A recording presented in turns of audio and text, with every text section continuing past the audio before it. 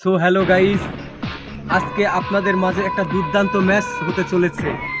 অর্থাৎ আজকে এক প্রান্তে আছে পাতলা খান চিকন আলী, আর এক প্রান্তে আছে মোটা আলী।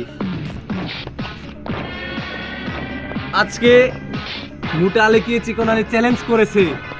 আজকে চিকন আলী তার গুরুকে নিয়েছে, বাতা খানকে এনেছে, বাতা খানকে। আজকের এই প্রীতি ম্যাচটা দেখতে আপনারা আমার সাথে থাকো। তোমার গুরুকে ডাকো।